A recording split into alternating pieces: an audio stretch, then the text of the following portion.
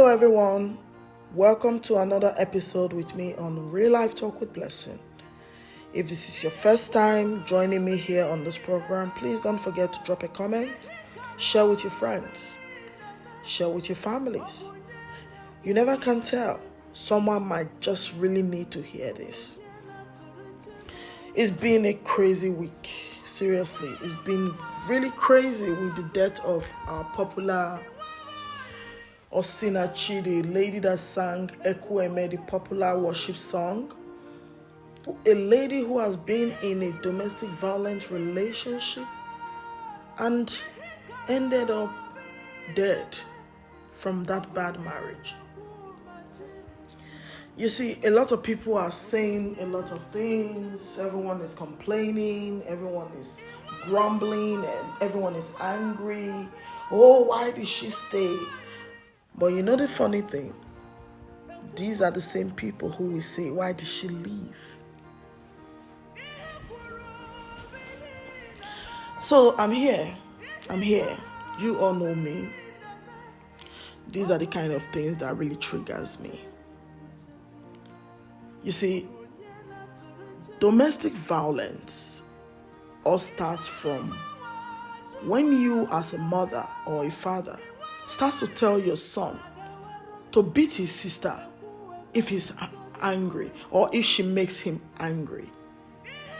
It all starts from you saying to your daughter, after the brother has beaten her up, what did you do? I'm sure that your sharp mouth has gotten you in trouble. This should stop.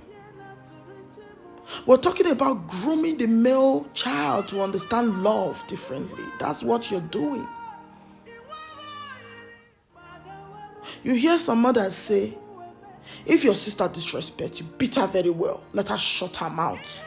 And today we have full-blown monsters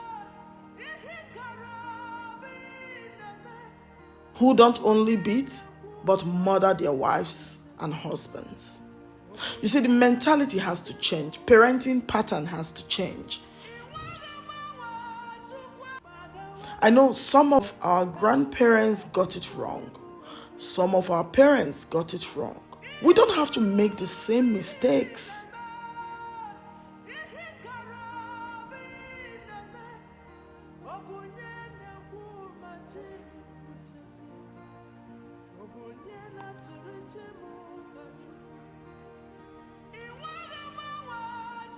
So, I listened to a message from Pastor Paul Eneche on the death of the popular ekueme singer that died over the week. And I'm going to play this so you listen to what he has to say about this whole situation and issues. Sober reflection in the light of the passing of our beloved sister Osinachi, who is a kingdom asset and a generational asset to this generation. In the light of so much misinformation, in the light of so much misconstruction of events, I decided to set straight what I know concerning the situation. Over 2.5 months to 3 months ago, she came to see me with her husband with complaints of chest pain, respiratory distress. I prayed for her and prayed again. And when the symptoms did not abate, I counseled that they go to the hospital to help us to know exactly what we were dealing with. And they asked if I could assist, help them facilitate that process. I called our head of medical team, Dr. Sang, who is consultant pediatrician with the Federal Medical Center, Kefi, to assist handle their situation. And he called the Federal Medical Center, Jabi, called colleagues there where they attended to them. On seeing her, they ordered some investigations after examination, and that included CT scan, computerized axial tomography scan. That was done, and from what the doctors saw, they felt that there was need for further investigation, either at the University of Abuja Teaching Hospital or the National Hospital in Abuja.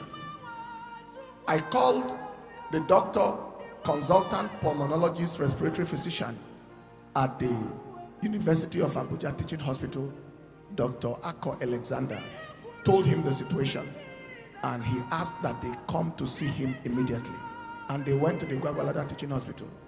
After they had examined her there and saw the situation, they felt that there was a need for histology and biopsy of the lung tissue, and they asked that she go to the National Hospital to get that done.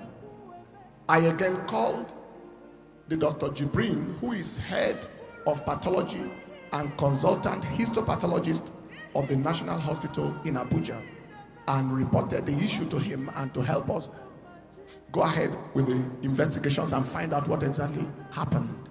I am calling names and calling places because the people are available, are alive, and they're all verifiable. And then they continued the management. The histology was done. From what I saw at that time, the picture was much milder than what the CT scan earlier on showed. And so we felt very happy that at least there was relief. She called me daily, and we literally daily, and prayed with her. She reported progress. The point came where she needed no oxygen anymore, according to what she said to me one night, and that they checked her oxygen perfusion, and it was 100%. And we were very, very excited at that progress. That was the point it was before we went over to the crusade in Cameroon. It was in Cameroon the second night that I got to know of the unfortunate incidents of her passing.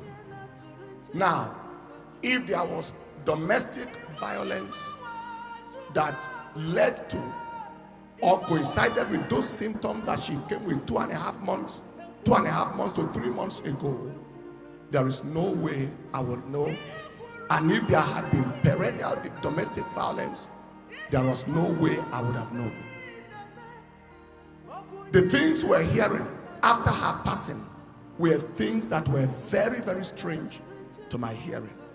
Then I began to ask questions. First, I asked the twin sister, were you aware that your sister passed through all these things? She said yes, she knew some of them, but that the majority of them she was hearing also from those she confided in. I asked her, I said, if you knew, why didn't you let us know? And the twin sister said, she always begged her, please don't let the church know, don't tell the pastor, please, the man will change, please, just pray for us, the man will change. And that continued to happen. I asked the first son yesterday, I said, was this real? And the son told other stories. And I said, so why didn't you tell me? Because typically they will run to me after service and I'll pray for them, lay hands on them. Why didn't you tell me about what was going on in the home?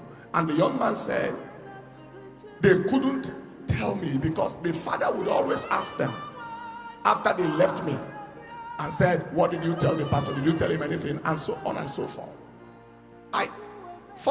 Other members in the choir who were privy to this, some of the things that were going on, I asked one of them when we paid the visit to the house of the deceased yesterday, what happened? Why were we not aware of all these things? The same story, that she would always go on her knees and ask them, please, don't, just pray, don't.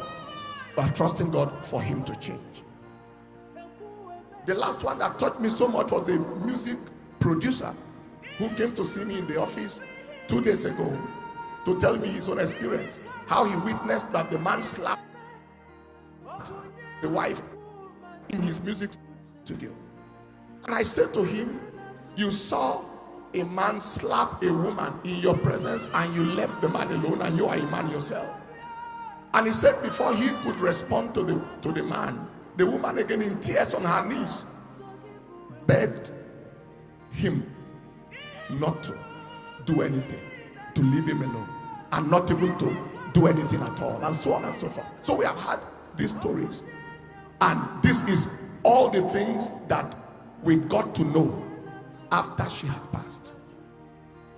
As a person and as a church, everyone who knows us know that we have 0-degree tolerance for domestic abuse and wife battery of any sort.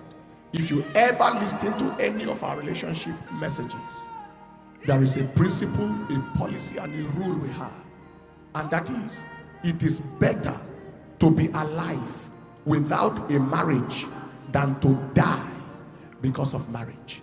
We've said that over and over and over. I am sure that some of us would have listened to the clips of those messages. I have seen people ask questions. Why should a wife abuser be a member of a church? How can somebody be so brutal and is a member of the church? You know the ark of Noah, the same ark that carried good animals, also had evil beasts inside the same ark. As in the world, cannot change any man or woman who is unwilling to be changed. You see, this is a big blow on a lot of us. It is a big blow, most especially on her family. I saw a video of her mother crying bitterly. You know, my pain is all this could have been avoided if she had left that marriage. Please, stop stigmatizing women who come out of abusive relationships, who comes out of abusive marriages. You know, a friend of mine actually told me something. She said, "Blessing, I have lost all my friends because to them I'm single now and I'm divorced. They don't want me around them because I'm single now, so I might snatch their husband." That is the mentality a lot of them have. They don't even allow me visit them, unlike when I had a husband or unlike when I was with my husband. Imagine that mentality of people. You know, this particular lady in question had to leave that marriage when this man almost took her life by throwing her from upstairs.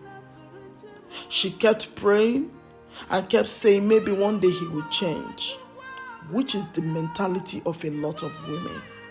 She kept praying and saying maybe he will change. Instead, he got worse. That is an abuser for you. An abuser doesn't change.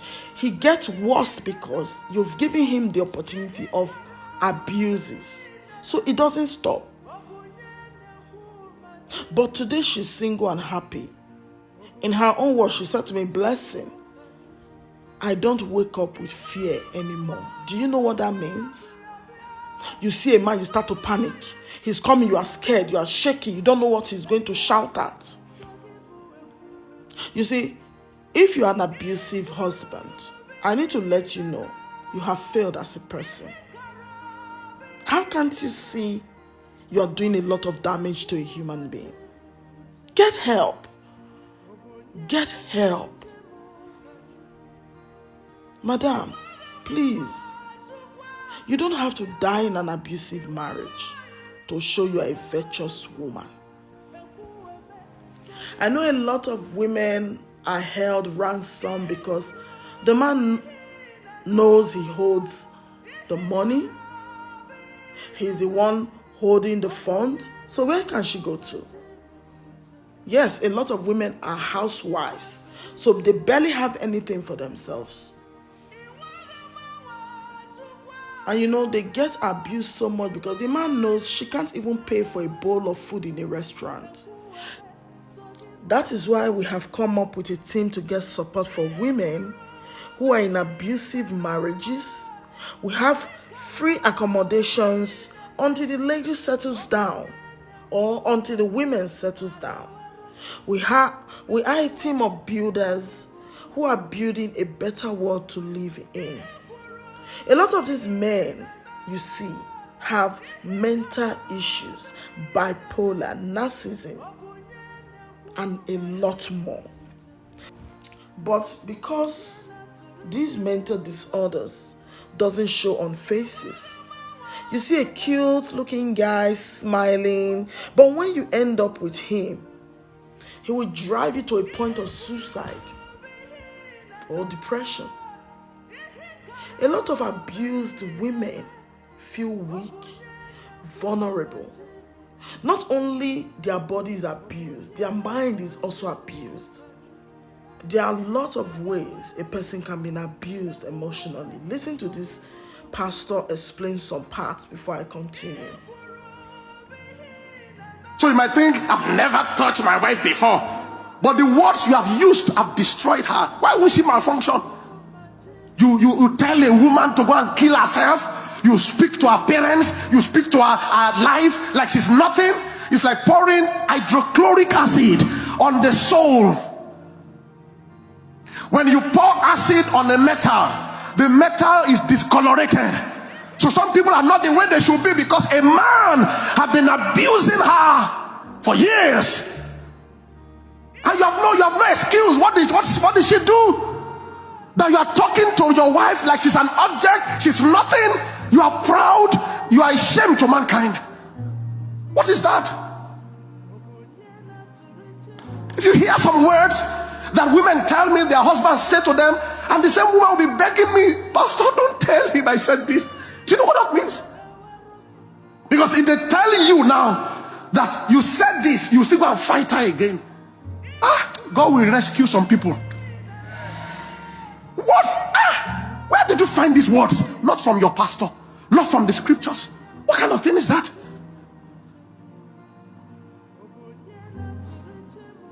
So in case you are thinking, I've never touched my head before, you might have damaged the whole destiny already. Bad words are like pouring acid on the soul of your mate. You destroy them. And it can be a woman speaking to a man like that. But most men do that out of anger. Out of anger. All your family are useless. All your siblings are nothing. Even you, I regret the day I married you. And you be saying it.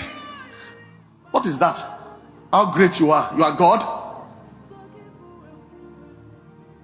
And the same way we go and pray for the husband to prosper.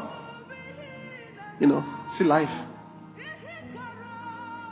The case we are dealing with now on social media, it is said that the man beat the woman and hit her on the chest.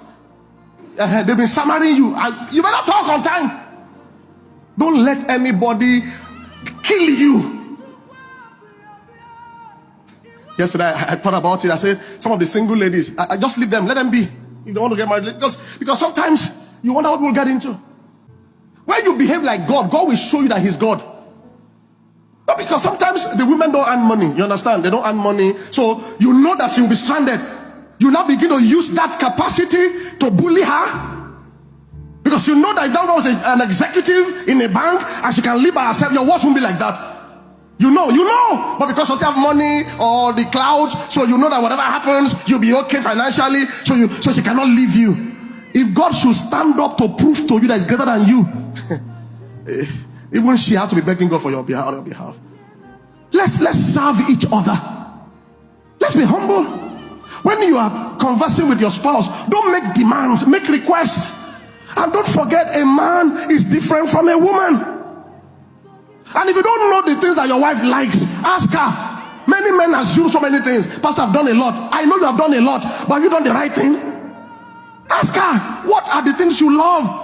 The things she say, you might not like it. The same way, you can't eat worms, but you like fish. Ask her. Ask her. Because some women sent messages and were like, I don't know, am I being abused? I don't know. He does this, he does that. Am I being abused? Because like I said, a lot of people don't even know when they are abused. They don't even know what it is. They just tell you, my husband shouts at me, he pushes me around, he looks down on me, calls me names. They don't know those things are abuses.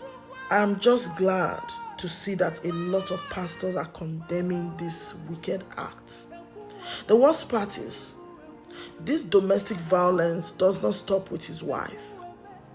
He will extend it to the children because a lot grow up to be like their fathers. Some don't, but it's more of the majority. A lot of people has lunacy tendencies. If you check their family history, you see, oh, they had a lot of mad people in their family and all that. So please, let's stand against domestic violence, against men, against women. Mothers, protect your children from future damage. If you need help, you can reach me on all my social media platforms, on Instagram, on Facebook, on TikTok, even on my website on www.purposefulvoice.com. Please, don't die in silence. Act now. Thank you once again, guys, for being with me on Real Life Talk with Blessing. This has been an incredible journey. I appreciate every one of you. If you're hearing my voice and you know you're going through abuse in your marriage, physical abuse, please reach out. A lot of women say they can't take it anymore. There's this lady that wept bitterly.